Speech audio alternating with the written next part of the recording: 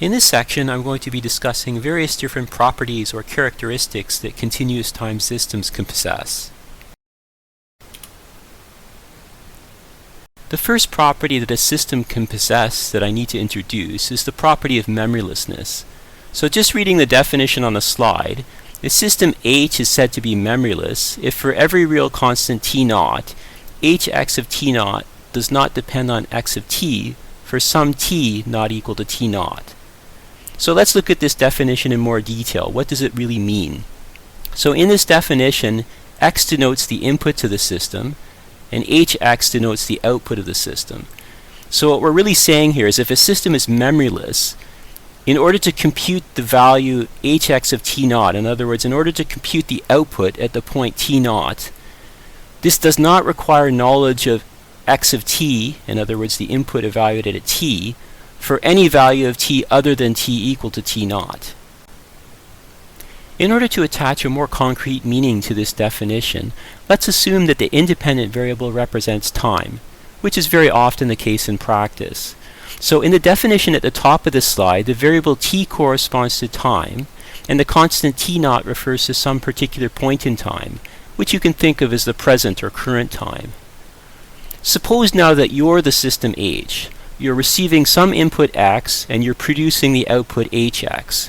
If you're memoryless, what this means is that when you're deciding the value of your output at the present time t0, you're only allowed to consider the value of your input at the present time t0.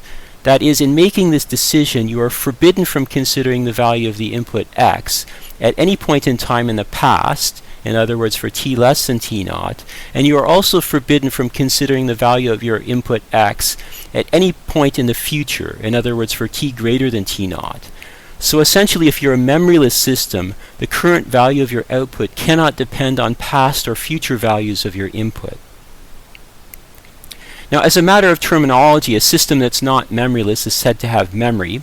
And in terms of the practical implications of the memoryless property, systems that have this property are very severely constrained in how they can behave. On the positive side, this makes such systems easier to design and analyze. On the negative side, however, memoryless systems are quite limited in terms of what they can do. In other words, relatively speaking, there are far fewer useful things that we can do with memoryless systems than with systems having memory. On this slide, I have a figure to further illustrate the concept of memorylessness. So again, in order for the term memoryless to be the most meaningful, it makes sense to interpret the independent variable as corresponding to time. So here I'm using t to denote the independent variable, so the t-axis is essentially the time axis. So on the far left we have time minus infinity, which corresponds to the beginning of the universe, and at the far right we have time plus infinity, which corresponds to the end of the universe, and then somewhere in between we have t0, which just represents some arbitrary point in time. You can think of it like the current or present time. Now when we're computing the output of the system, hx, at the point t0, in other words, we're trying to compute the output at this particular point in time here, in principle, we could use the input at any point along the time axis. So in other words, computing the output at time t0 could potentially have a dependence on the input anywhere along the axis here, all the way from minus infinity to plus infinity. However, if the system is memoryless, we're very, very constrained in the following sense, which is that when we're trying to compute the output at this point t0, if the system is memoryless, we're only allowed to use the input value at this particular point t0. In other words, we're forbidden from using any points to the left, which would correspond to points in the past, because these would be points less than t0. And we're also forbidden from using any points in the future, in other words, to the right of t0. We're only allowed to use the value of the input specifically at t0 in order to evaluate the output at the point t0. At this point, I'd like to consider a couple of examples that relate to the concept of memorylessness. So the first example I'd like to go through is example 3.15.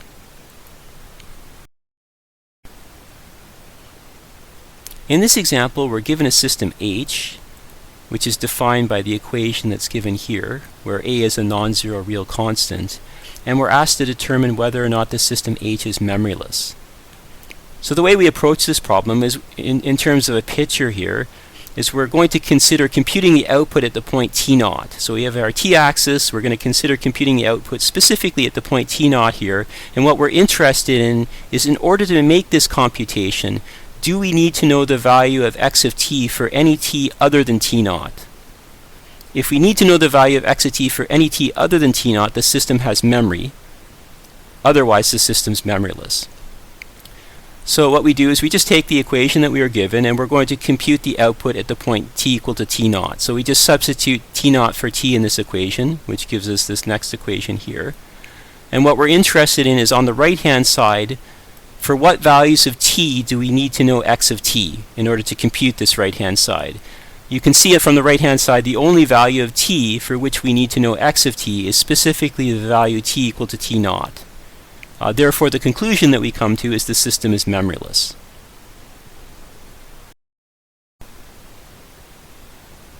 The next example I'd like to consider is example 3.16.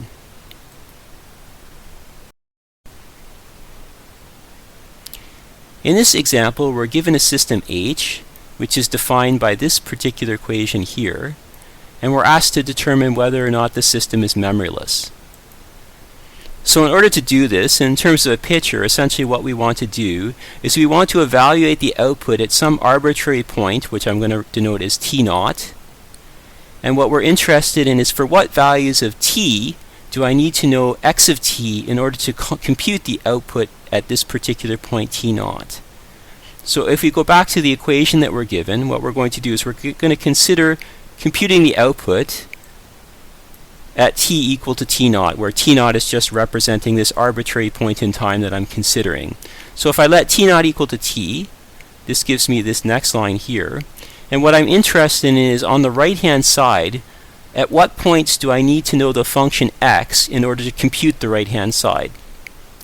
So if we look at what we're computing on the right-hand side, we're doing an integration, and the integration variable is tau. So the values that are being plugged into the function x are all values of tau between -infinity and t0.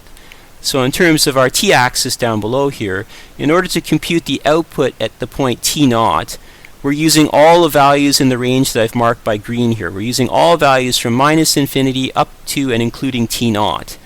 However, for a memoryless system, the only value that we're allowed to use, the only point at which we're allowed to use x of t is the point t equal to t0. In other words, just this one point here. But because we're using all these other points that are in this green range here, this violates the memoryless condition. So this particular system is not memoryless. In other words, it's a system that has memory. The next system property that I need to introduce is the property of causality. So just reading the definition from the top of the slide, the system H is said to be causal if, for every real constant t0, hx of t0 does not depend on x for some t greater than t0. So what does this really mean? Let's look at this definition in more detail. So first of all, in this definition, x is used to denote the input to the system. Therefore, hx denotes the output of the system. So what this definition is saying, what it means for a system to be causal, is that the computation of this quantity here, which corresponds to the output of the system evaluated at the point t0, this quantity here only depends on x of t, or at least potentially depends on x of t, for t less than or equal to t0. In other words, this particular quantity here, the output of the system evaluated at t0, does not depend on x of t for t greater than t0. In order to attach a more concrete meaning to the definition of a causal system, let's assume that the independent variable represents time, which is very often the case in practice. So in the definition at the top of this slide, the variable t corresponds to time, and the constant t0 refers to some particular point in time, which you can think of as the present or current time.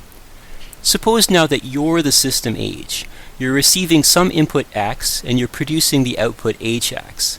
If you're causal, what this means is that when you're deciding the value of your output at the present time t0, you're only allowed to consider the value of your input x at the present time t0, or at times in the past, that is, times corresponding to t less than t0. In other words, when you're deciding the value of your output at the present time t0, you're forbidden from considering the value of your input x at any point in time in the future, in other words, for t greater than t0. So essentially, if you're a causal system, the current value of your output cannot depend on any future value of your input. Now, if the independent variable corresponds to time, then the causality property has extremely important practical implications. In particular, if the independent variable corresponds to time, then a system that is not causal is not physically realizable. In other words, it's impossible to build the system. This is due to the fact that a system that is not causal must be able to predict the future, since the system's output depends on future values of the input. And as far as our understanding of the universe goes, it's not possible to predict the future. Of course, the independent variable need not always represent time. For example, in some contexts, the independent variable might represent a quantity such as position. In such cases, non-causal systems can still be quite useful in practice. Earlier we were introduced to the notion of a memoryless system, and in this regard it's worth noting that a memoryless system is always causal, although the converse is not necessarily true. On this slide I have a figure to further illustrate the notion of a causal system. Now again, the notion of causality is most meaningful when the independent variable corresponds to time. So for the purposes of this slide, I'm going to assume that the independent variable represents time. In this example, I'm going to denote the independent variable as t. So the t-axis corresponds to the time axis. On the far left, we have t equal to minus infinity, which corresponds to the beginning of the universe. On the far right, we have t equal to plus infinity, which corresponds to the end of the universe. And then somewhere in between, we have the point t0, which represents an arbitrary point in time. Now suppose the system wants to compute its output at the point t0. In principle, it could use its input value anywhere in time to make the determination of what its output should be at the time t0. If, however, the system is causal, this constrains the system such that it's only allowed to use values of its input over the range indicated by this double arrow here. In other words, for t less than equal to t0. It's only allowed to use values in this range of the input to determine its output at the point t0. In other words, it's only allowed to use past and or present versions of the input to determine its output at the present time. And in particular, what it's forbidden from doing is it cannot use values of the input for t greater than t0. In other words, values out here which would correspond to future values of the input. At this point, I'd like to consider a couple of examples, and in particular, I'd like to start with example 3.19. In this example, we're given a system H, and we're told that it's defined by this particular equation here, and we're asked to determine whether or not the system is causal. So to do this, what we need to do is we need to evaluate the output, which in this case corresponds to hx, at some arbitrary point in time, which I'll denote by t0. So we simply substitute for t here, t0, into this equation, which gives us this next equation. So here we're evaluating the output at the time t0. And what we're interested in on the right-hand side here is at what points do I need to know the function x in order to compute this right-hand side. In other words, in order to compute hx of t0. In other words, the output at t0. And because the integral that we're computing here, the range or interval we're integrating over, is minus infinity to t0, the values that are being substituted for tau here are all possible values between minus infinity and t0. So in terms of a picture, what we have for our t-axis, or I guess you could say tau-axis in this case because we're integrating with respect to tau, the values of the input that we're using are all values over the interval minus infinity up to and including t0. But the important observation to make is we're not using any values that lie out here. In other words, values that are greater than t0. So because of this, the system is causal.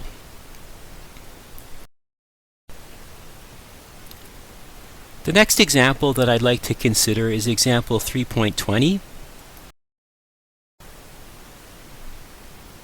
In this example, we're given the system H, which is defined by this particular equation here, and we're asked to determine whether or not this system is causal.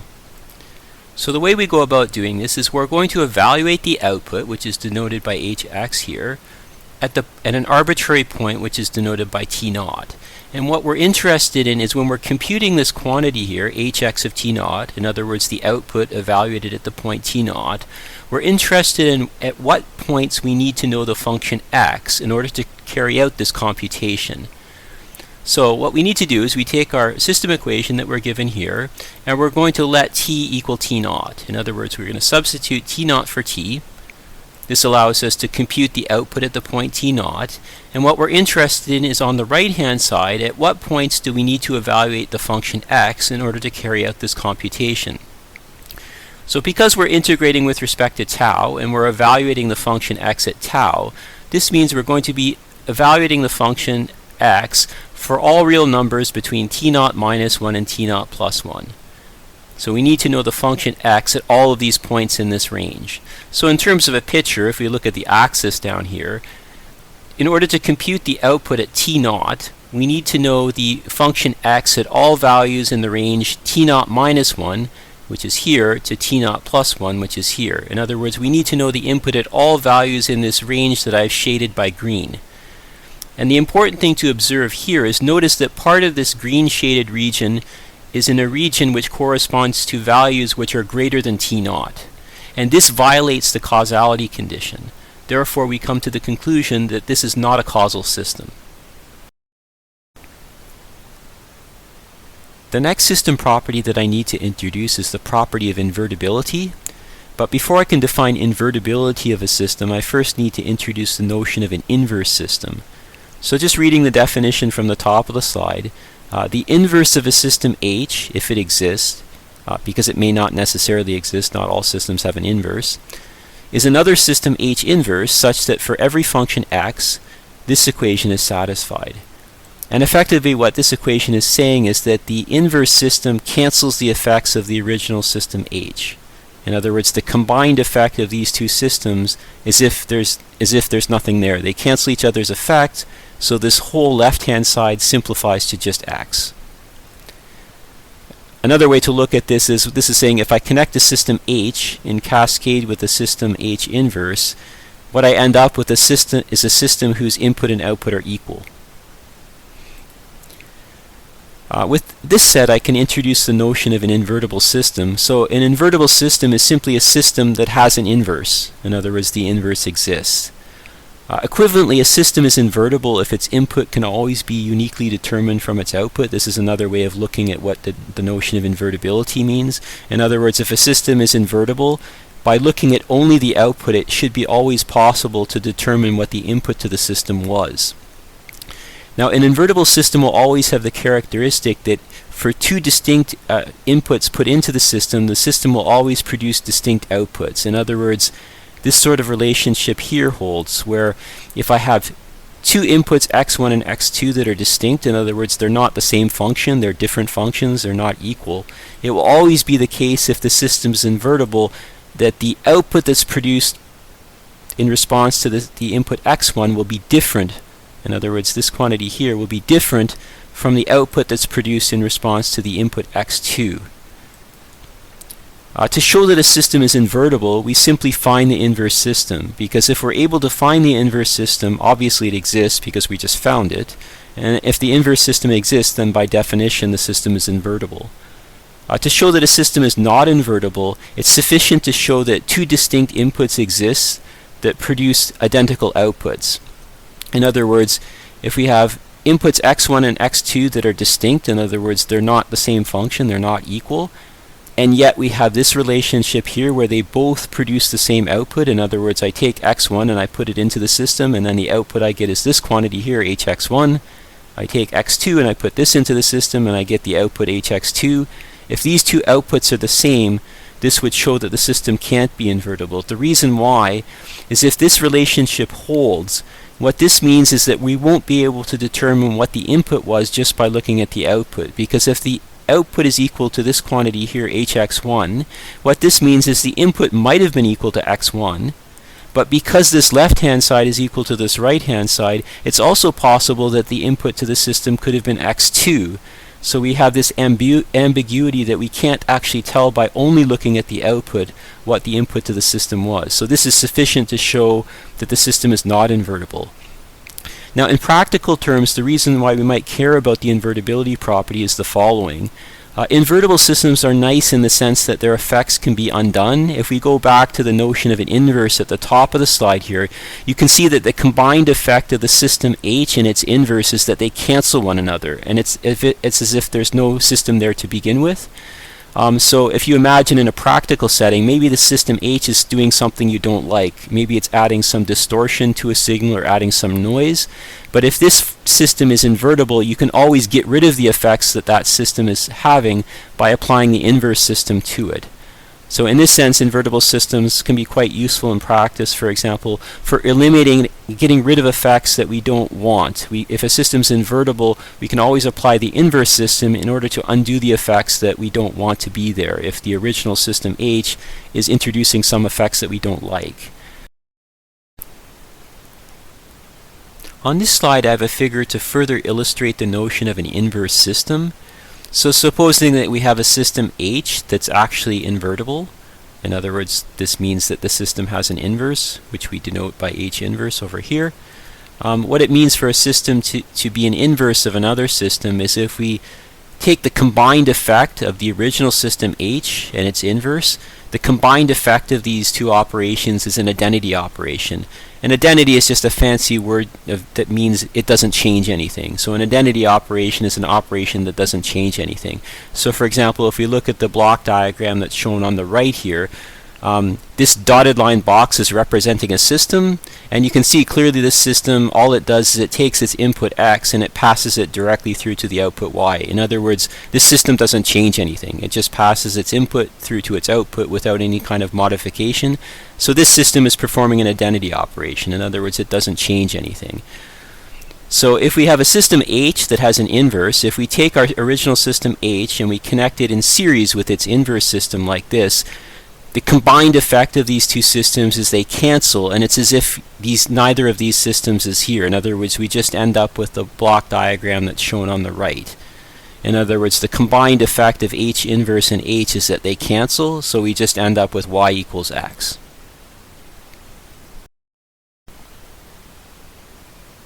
At this point, I'd like to consider a couple of examples to further illustrate the concept of invertibility of systems as well as inverse systems. So the first example I'd like to consider is example 3.23. In this example, we're given a system H, which is defined by this particular equation here, where T0 is a real constant, and we're asked to determine whether or not the system is invertible. Now, before we try to solve this problem, we can make an observation about what this system's actually doing, and sometimes it's helpful to kind of take a step back and ask the question, what is the system that we're actually looking at doing? Because this can sometimes give a lot of insight into whether or not it's likely that the system has the property of invertibility. So if we look at what the system H is doing, you can see from the right-hand side here that effectively all the system is doing is taking the input and applying a time shift to it to produce its output. In other words, the output of the system is just the input shifted by T0. It's performing a time shift.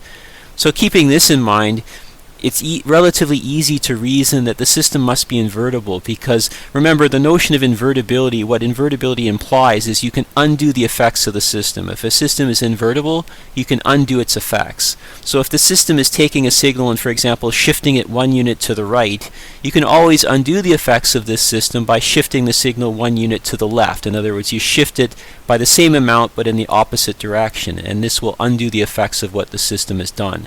So even before we try to answer the problem, we can kind of get the intuition that the system probably is invertible, which is helpful. It will save us some time when we're trying to solve the problem. Because if we're trying to figure out whether the system is invertible, the approach to showing it's invertible is a little bit different from showing that it's not invertible. So to show that the system is invertible, what we need to do is we need to find the inverse system.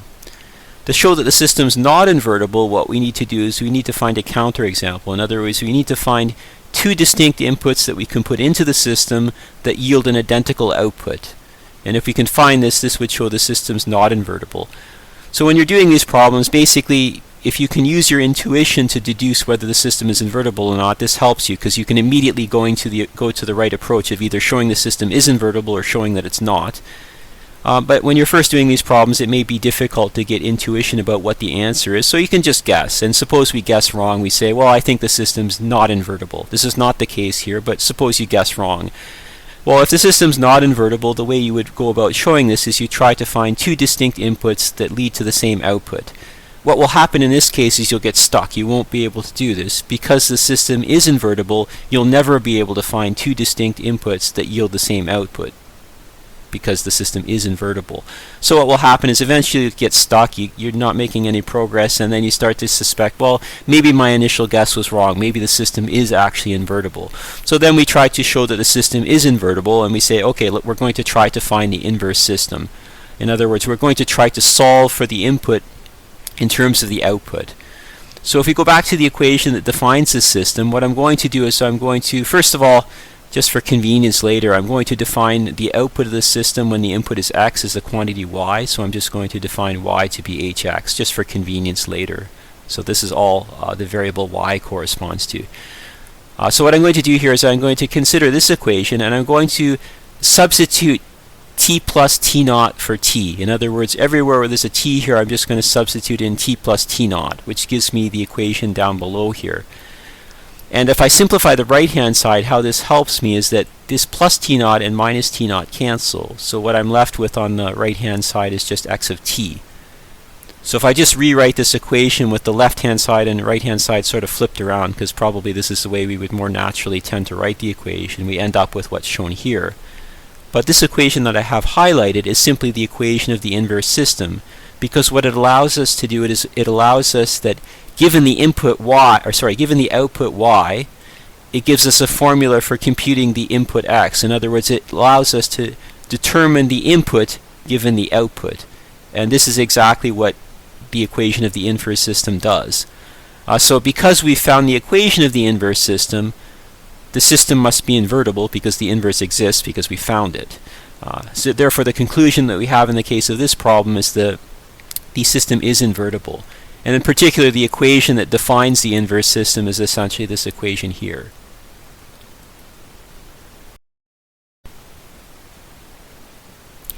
The next example that I'd like to consider is example 3.24. In this example, we're given a system H, which is defined by this particular equation here, and we're asked to determine whether the system is invertible.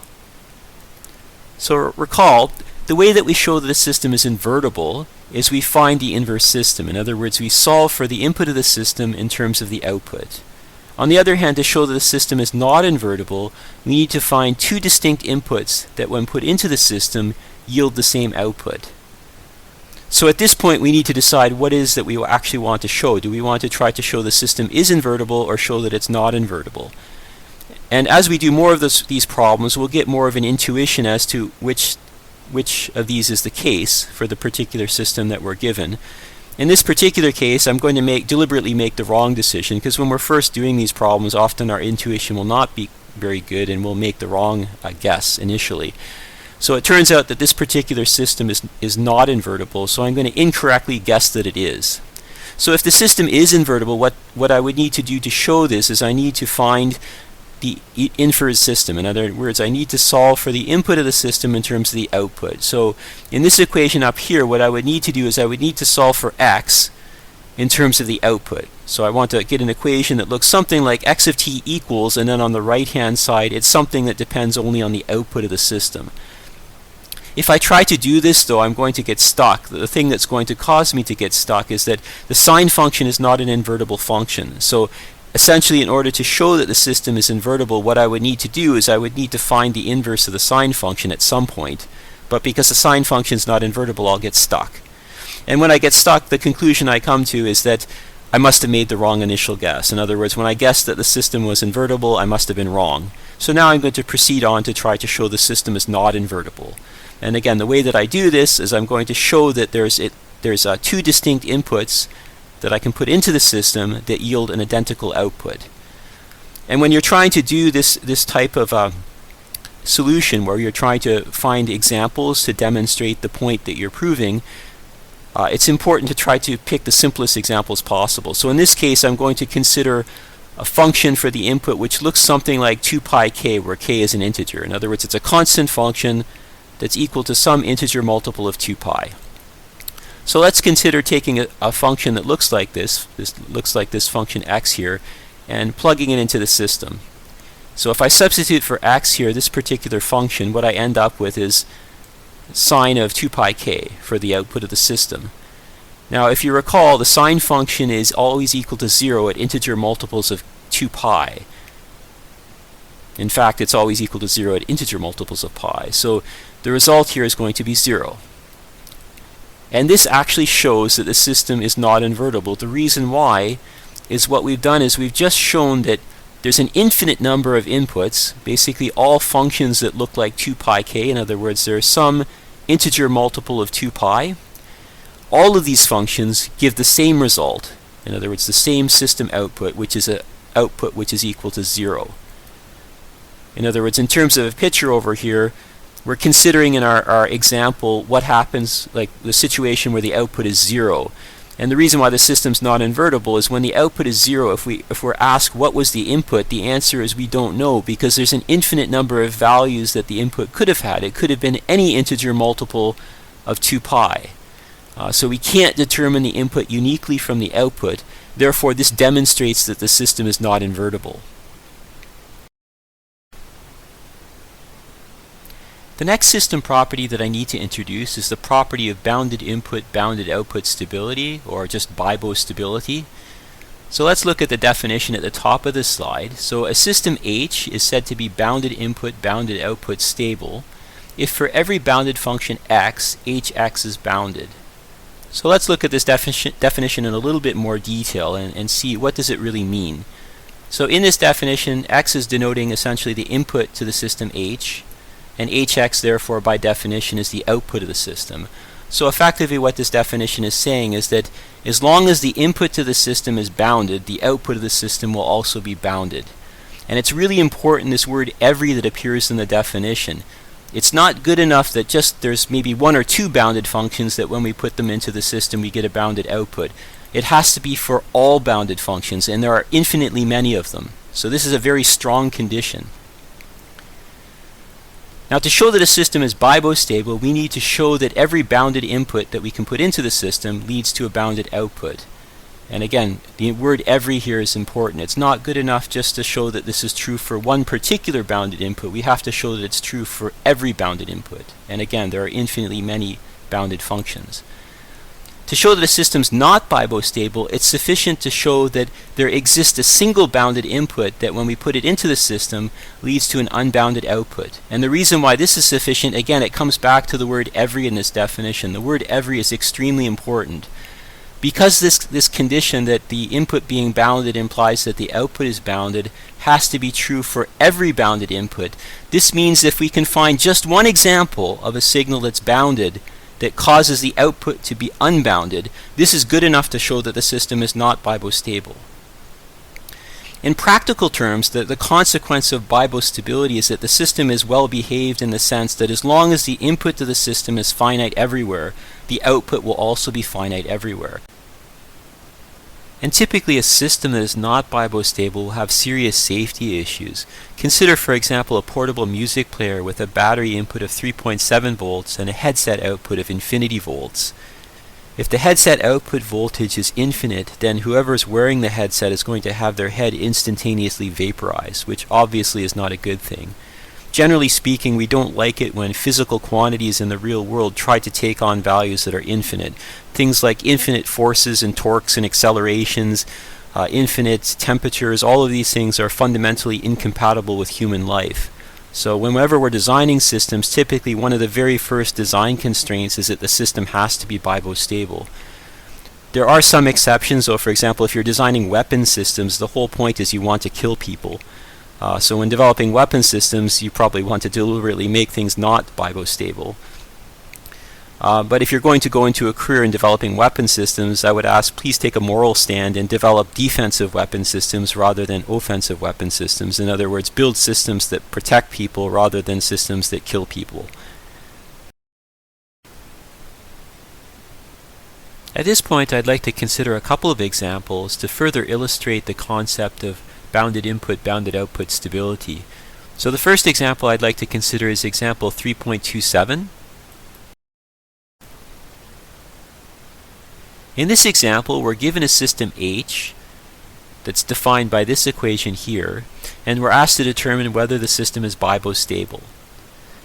So if you remember, the way that we show that a system is BIBO stable is we show that every possible bounded input that we can put into the system leads to a bounded output.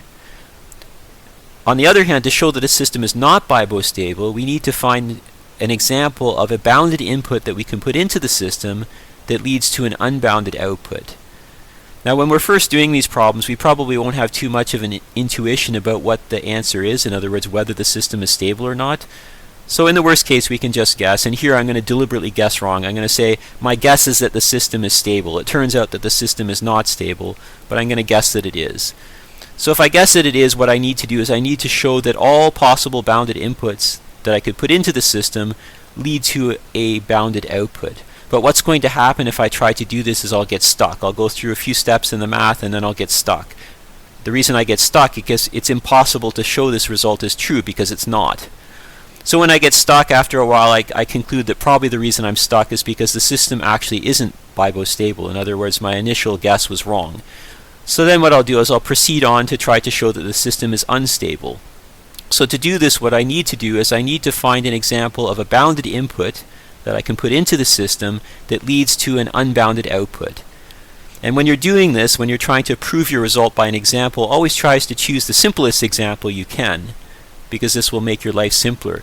So in this particular case, I'm going to consider the case that the input is equal to the unit step function. So I'm going to choose x to be equal to u. If we choose the input to be the unit step function, so we're just going to take this equation here and we're going to substitute u for x.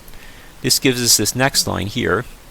And if we simplify the integral on the right hand side, we can first use the fact we have a unit step function here to change the limits of integration, and then we're just integrating 1 d tau, and then we integrate, and eventually what we end up with is the value t.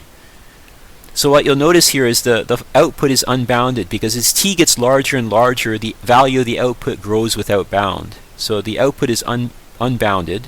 So what we found here is we found an example of a bounded input, namely the unit step function, that leads to an unbounded output, in particular this function that we've computed here. So if the conclusion that we can draw is the system is not BIBO stable.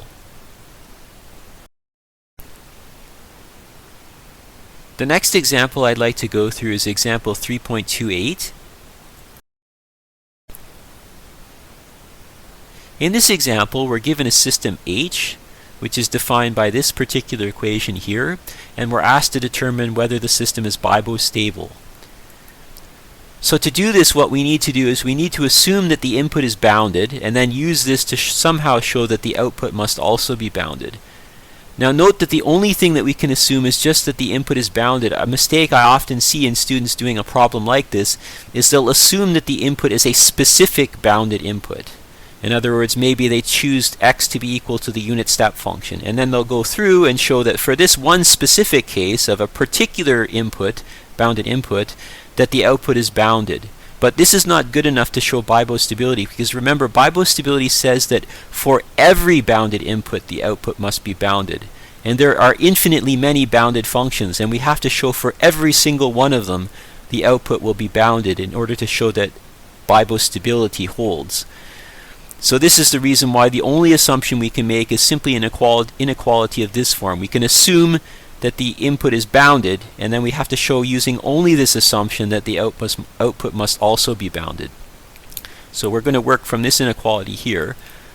And essentially what I'm going to do here is play some games with various different types of algebraic or arithmetic manipulations to show the result that I want to show. So the first thing I'm going to do is I'm going to square both sides of this inequality, and because both sides of this inequality are non-negative, squaring it will still maintain the inequality. So this gives me this next line here. And then on the left hand side I have a magnitude operation and a squaring operation, so I'm going to interchange the order of these two operations, which gives me this next line here. And then lastly, I'm going to make the observation that I've seen this expression x squared of t somewhere earlier in this problem. In particular, it's this right hand side here. In other words, x squared of t is simply equal to hx of t. So I can replace x squared of t by hx of t because they're equal. So what I'm going to do is I'm going to replace this x squared of t here by hx of t, which gives me this next equation. And actually this result here shows that the output is bounded, because essentially what we have here is the magnitude of the output, and the magnitude of the output is less than or equal to a squared. But because a is a finite constant, and because squaring a finite value always will give you a finite value, a squared also is finite. So we have that the magnitude of the output is always less than or equal to a finite constant. In other words, the output is bounded. So what we've shown is that if the input is any bounded signal, the output is bounded, therefore the system is BIBO stable. The next system property that I need to introduce is the property of time invariance.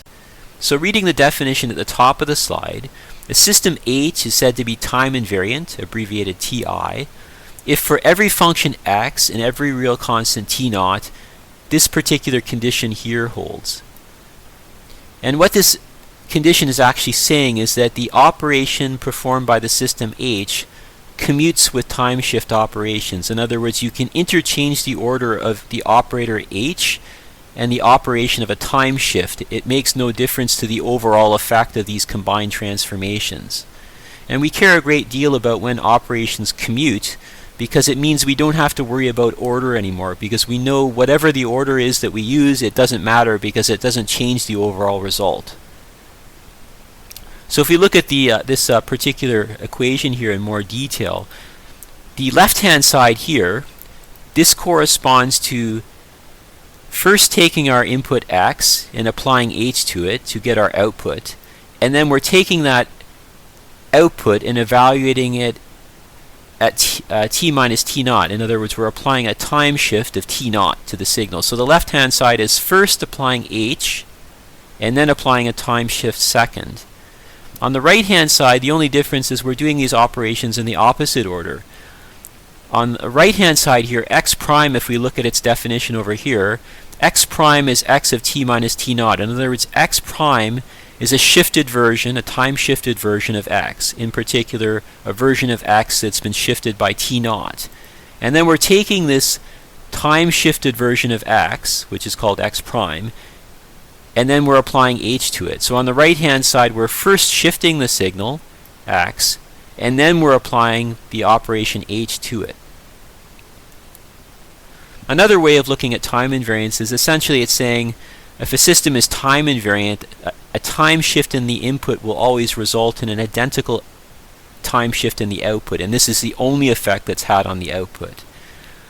Just as a matter of terminology, a system that's not time invariant is said to be time varying. And in simple terms, a time invariant system is a system whose behavior does not change with respect to time, at least assuming that time is the independent variable. And in practically speaking, compared to time varying systems, time invariant systems are much easier to design and analyze because their behavior doesn't change over time. So this is one of the reasons why we might care very much about whether a system is time invariant, because if it's time invariant, it's going to be much easier to work with mathematically. On this slide, I have some figures to further illustrate the concept of time invariance. So here I'm going to use s subscript t0 to denote an operator that applies a time shift of t0 to a function. In other words, the operator s subscript t0 takes a function x and it transforms it by shifting it by t0. In other words, it applies a translation or time shift to the function x by t0. And what it means for a system H to be time invariant is that the operator H, in other words, the operator that mathematically represents the system, commutes with the operator s subscript t0. In other words, it commutes with a time shift operation. So in terms of block diagrams, if we have a system which is represented by what's shown in this dotted line box here, where the system first applies a time shift by t0, followed by the operation that the system H actually performs, this is equivalent to a system which first applies the operation h, followed by a time shift. In other words, we can interchange the order of the operator h and the operator that represents the time shift, and it doesn't change the overall behavior of the system. This is what it means for a system to be time invariant. At this point, I'd like to consider a couple of examples to further illustrate the concept of time invariance.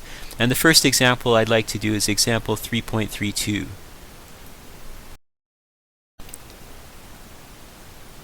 In this example, we're given a system H, which is defined by this particular equation here, and we're asked to determine whether H is time invariant. So essentially what we need to do is we need to test the condition that's written down at the bottom here. And we need to evaluate the left-hand side expression here, and then separately evaluate this right-hand expression here, and then check to see are they equal for every function x and for every real constant t naught. So first we're going to evaluate the left-hand side expression. So this is basically this line here. And the way we do this is simply by substituting in this equation here. What we want to do is we want to substitute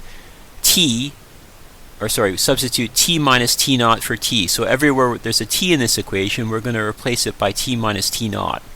And when we do this, this gives us this equation here. Then we need to evaluate the right-hand side expression here, this hx prime of t. So to do this, again, we're going to go back to the equation that defines our system. But in this case, we're substituting for x. What we want to do is we want to find out what is the output of the system when the input is not x, but rather x prime, the shifted version of x. So we're going to substitute x prime for x. So everywhere there's an x in this equation, we're going to replace it by x prime. And that gives us this equation here.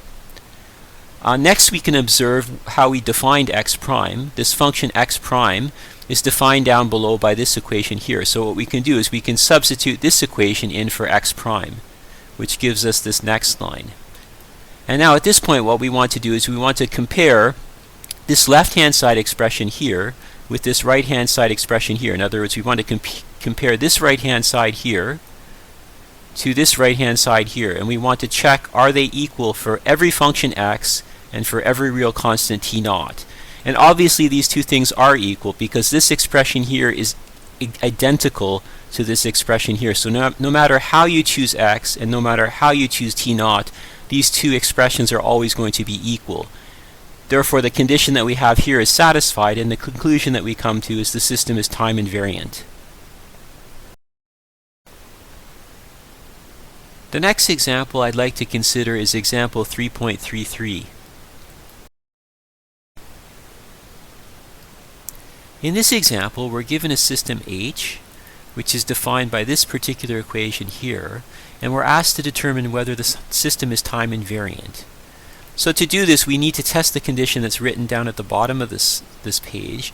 So we need to evaluate this left-hand side expression, and then evaluate this right-hand side expression, and then check to see are they equal for every function x and every real constant t naught. So first we're going to evaluate this left-hand side expression. So essentially what we're doing is we're evaluating this expression here. And the way that we do this is we just take the equation that defines the behavior of the system, and we're going to substitute t minus t naught for t. So everywhere where t appears in this equation, we're going to plug in t minus t naught. And that gives us this line here. And now of course we can multiply this minus sign into the two terms that follow in brackets to get this next line. So this is just using simple algebraic manipulation here to get this next line. And now we're going to evaluate this right-hand side expression, this quantity here. In other words, we're going to evaluate this expression. And the way we do this, again, we go back to the equation that defines the system, this one here. But in this case, what we're going to do is we're going to substitute for x, because what we're interested in this case is we don't care what the output is when the input is x. What we want to know is what is the output when the input is x prime. So we want to substitute x prime for x into this equation. And if we do this, what we end up with is this equation here. Now if things are expressed in terms of x prime on the right-hand side of this equation, it's kind of inconvenient for comparing to other expressions because everything else is written in terms of x.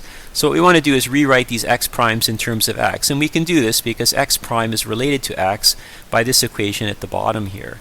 So what we can do is we can substitute this right-hand side here for x prime.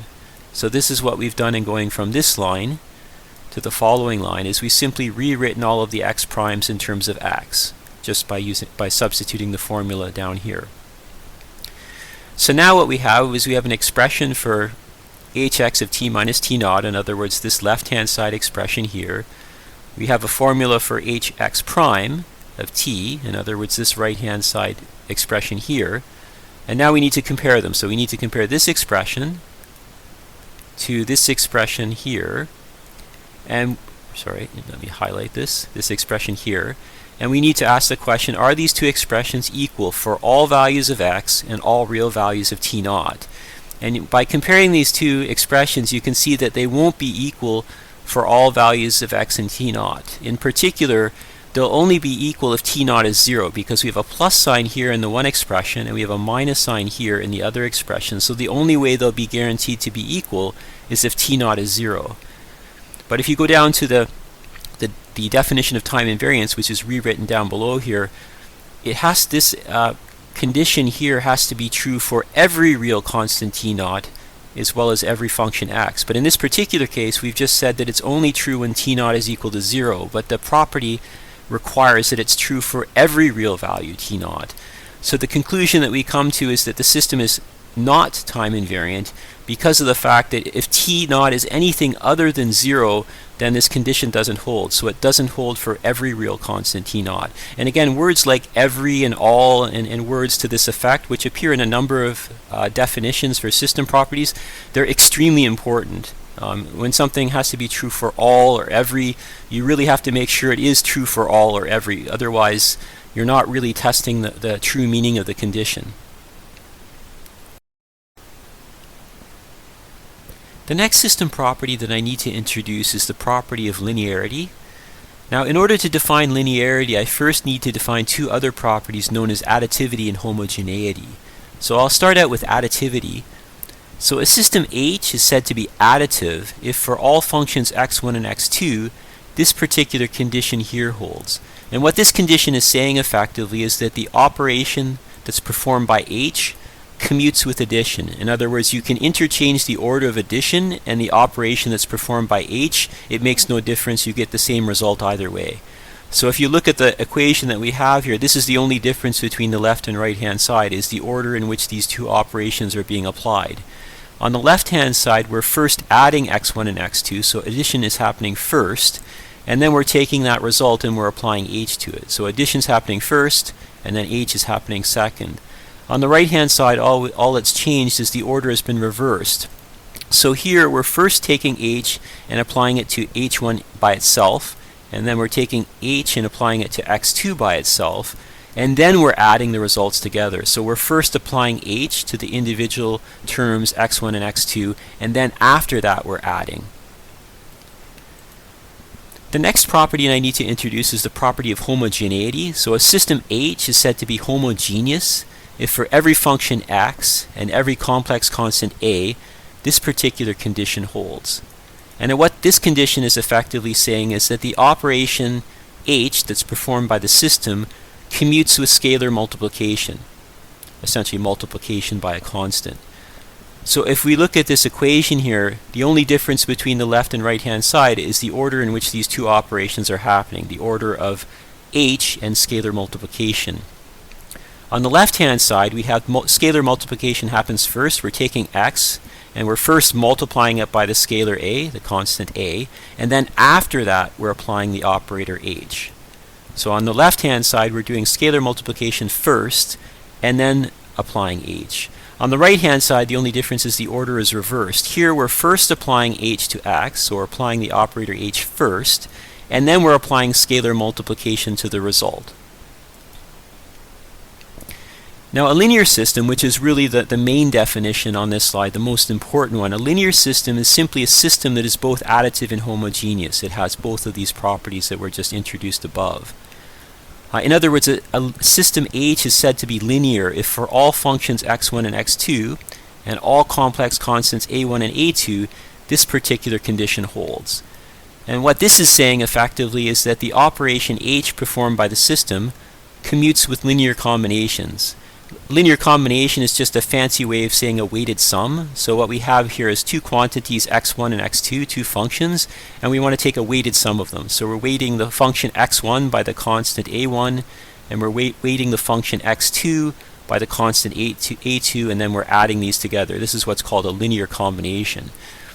So on the left-hand side, what we have is we're first computing a linear combination, and then after we've computed the linear combination, we're applying h to the result. So the linear combination happens first, followed by h. The only thing that's different on the right-hand side is we reverse the order of these two operations. On the right-hand side, first we're applying h. So we apply h to the individual terms x1 and x2 first. So I apply h first to x1, and I apply h to x2, and then I take a linear combination of those two results. I take the first result, and I weight it by a1, and then I take the second result, and I weight it by a2, and I add them together. So again, the only thing that's changed in going from the left-hand side to the right-hand side is I've reversed the order in which h and the linear combination are taking place. And this more general property here of linearity, as it's written, is sometimes referred to as the superposition property. So sometimes people say, instead of saying the system is linear, they'll say it satisfies the superposition property. These are essentially the same thing. From a practical point of view, why do we care about a system being linear? Well, linear systems are much easier to design and analyze than nonlinear systems. So we always very strongly prefer to work with linear systems whenever we can, because they're much easier to deal with mathematically.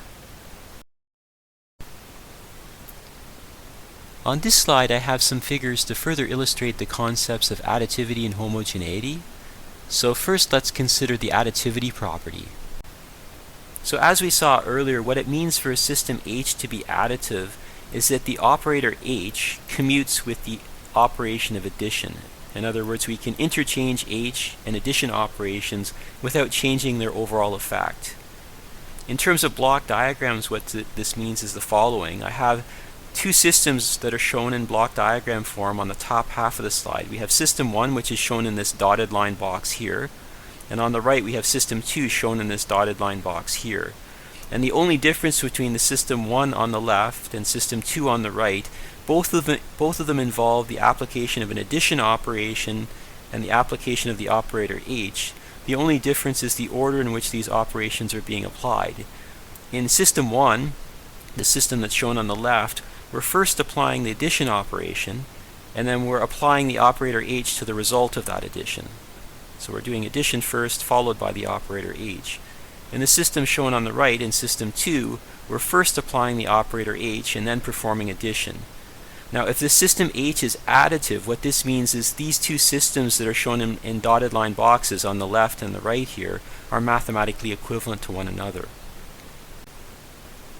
Next, let's consider the homogeneity property.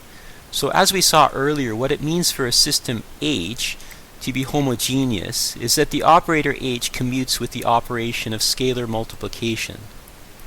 In other words, we can interchange h and scalar multiplication operations without changing their combined overall effect. In terms of block diagrams, what we have is the following. On the bottom left of the slide, we have system 1, which is shown in this dotted line box here. And on the right of the slide, we have system 2, which is shown in this dotted line box here. The only difference between these two systems is the order in which the operator h in scalar multiplication is applied. In the system on the left, system 1, we're first applying scalar multiplication by a and then the operator h. In the case of system 2 on the right, we're first applying the operator h and then scalar multiplication by a. And what it means if the system H is homogeneous is that these two systems, system 1 and system 2, are mathematically equivalent. On this slide, I have some figures to further illustrate the concept of linearity. So as we saw earlier, system H being linear means that the operator H commutes with linear combinations.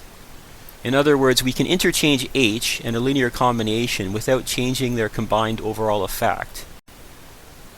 In terms of block diagrams, what we have is the following.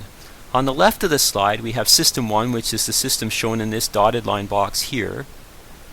And then on the right of the slide, we have system 2, which is the system shown in this dotted line box here. Now, both of these systems involve the computation of a linear combination and the application of the operator h. The only difference between the system 1 and system 2 is the order in which these operations are being performed. In the case of system 1 on the left, first we're applying the linear combination, so we're taking a weighted sum of x1 and x2, which is the output of this adder, and then we're applying the operator h afterwards. So we're doing the linear combination first, followed by the operator h. In system 2, the order is reversed. We're first applying the operator h to the individual inputs, and then we're computing a weighted sum afterwards. In other words, we're computing the operator h first, followed by the linear combination. And what it means for a system to be linear is these two systems, system 1 and system 2, are equivalent. At this point, I'd like to consider a couple of examples to further illustrate the concept of linearity. So the first of these examples I'd like to go through is example 3.35. In this example, we're given the system H, which is defined by this particular equation here, and we're asked to determine whether the system is linear. So to do this, what we need to do is test the condition that's written at the bottom of this page. Just for your convenience, it's been written out, the definition of linearity. So effectively what we need to do is we need to evaluate this left-hand side expression, and then evaluate this right-hand side expression, and then check to see if they're equal for all functions x1 and x2, and all complex constants a1 and a2. And if this condition is satisfied, then the system is linear, otherwise it's not. So to begin with, what I'm going to do is I'm going to compute the right-hand side expression from this equation. So this is this expression up above. So the way I do this is I'm just going to repeatedly use the equation, equation number 1 as I've labeled it, that defines the behavior of the system. So to evaluate hx1 of t, what I'm going to do is I'm going to use this equation number 1 as I've labeled it, by substituting for the x that appears in this equation the value x1, because what I want to know is not h of x, but I want to know hx1. So I'm going to substitute x1 for x here, and what that yields is the result on the right hand side that I've highlighted here. And then we do a similar thing for hx2 of t. In order to figure out what this quantity is, we're going to use this equation, and we're going to substitute x2 for x, which will give us this right-hand side expression here. So we've managed to compute this right-hand side expression at the bottom of the page. Now what we're going to do is proceed on to compute the left-hand side expression. And just for convenience in the notation, this expression a1 x1 plus a2 x2, the thing in the curly braces, I've defined this to be x prime up here. This just saved a little bit of writing. So x prime just denotes the quantity in the brace brackets here. So this is where this hx prime of t comes from. And then to determine what hx prime of t is, again, we're just going to use the equation which defines the system, this equation here. But in this case, the function that we're plugging in for x is going to be the function x prime. So we're going to substitute everywhere where there's an x in this equation, we'll substitute x prime, which gives us this right-hand side here. Now, of course, because x prime is defined by this equation that I've labeled number 2, I can substitute the right-hand side here for x prime. So this is what I've done on the next line. And then, of course, I can multiply this t into the quantity in square brackets, and this gives me this final line here. Now, at this point, I now have computed the left-hand side expression down below. So what I need to do is I need to compare these two expressions that I've computed. So in other words, I need to compare this expression that I've highlighted to this other expression here. And you can see that these two expressions are actually like verbatim identical to one another. So there's no way that they could not be equal to one another. So when we ask the question, are these two quantities, in other words, is this expression here equal to this expression here for all x1, all x2, all a1, and all a2? Well, of course they are, because they're actually literally the same expression. So there's no way they could not be the same. So the conclusion that we come to in this case is the system is linear. The next example that I'd like to consider is example 3.36.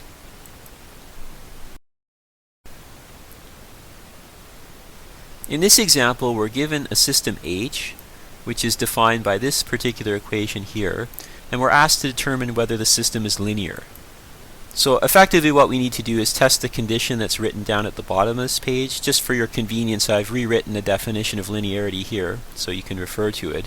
So what we need to do is effectively compute the left-hand side expression here, compute this right-hand side expression here, and then check to see whether these two expressions are equal for all functions x1 and x2, and for all complex constants a1 and a2. So to begin with, I'm going to compute this right-hand side expression. So in other words, I'm going to compute this expression here. In order to do this, I'm going to need to evaluate hx1 of t, and I'm also going to need to evaluate hx2 of t. And to do this, I'm going to be referring to this equation here repeatedly.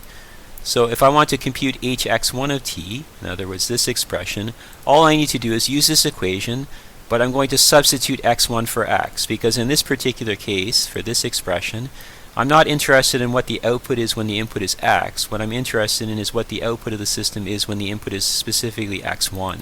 So I need to plug in x1 here for x. And if I do this, this gives me this left-hand side expression here.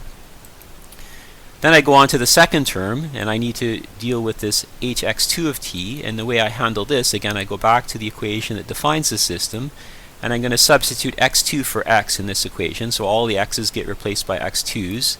And when I do this, what I'm going to get for this term is this right-hand side expression. So now I've computed this right-hand side expression down at the bottom of the page. Now I'm going to move on to computing this left-hand side expression. Now just for convenience, I've defined a function called x prime to be a1x1 plus a2x2. In other words, the quantity that's in brace brackets here, just for convenience and notation, has been defined as x prime up above.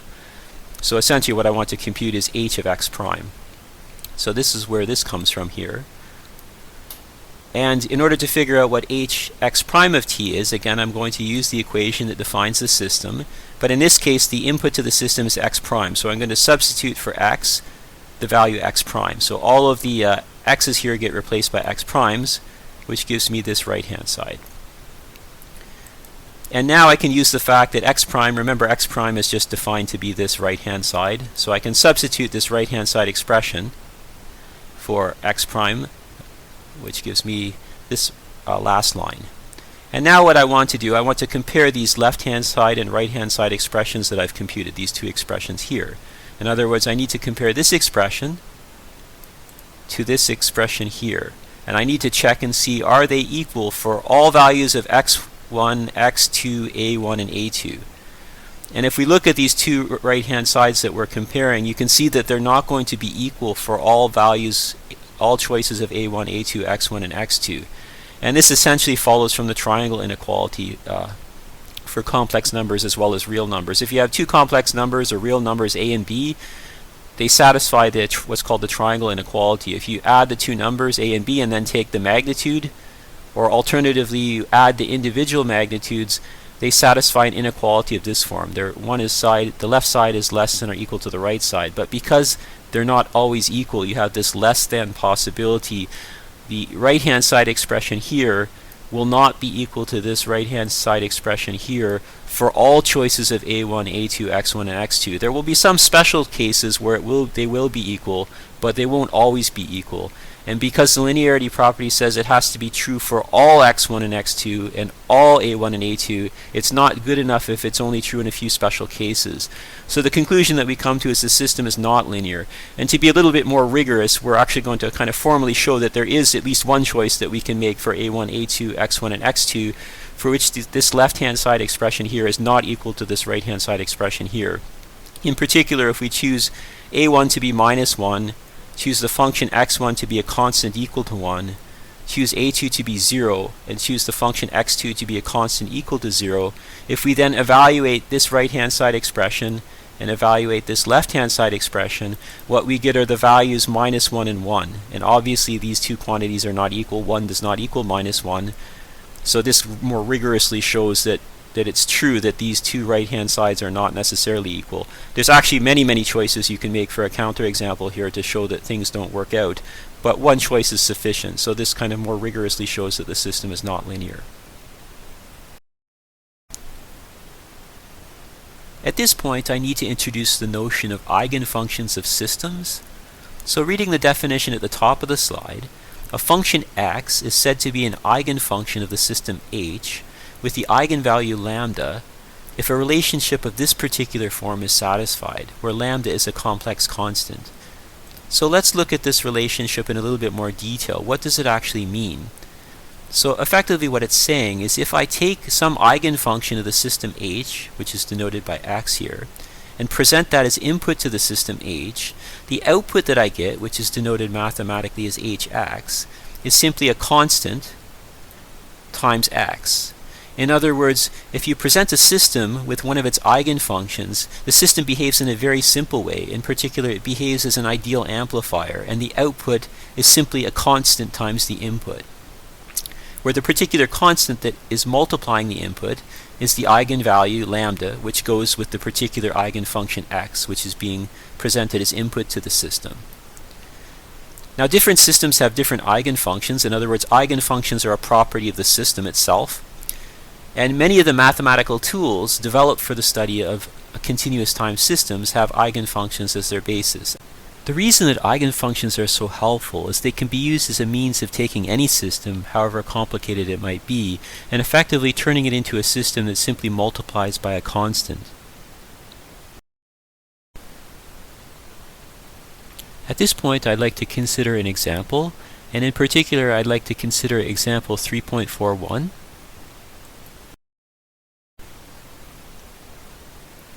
In this example, we're given a system H that's defined by this particular equation here, where d denotes a derivative operator, so d squared is a second order derivative. So essentially what this system H is doing, that's defined by this equation, it's computing a second order derivative.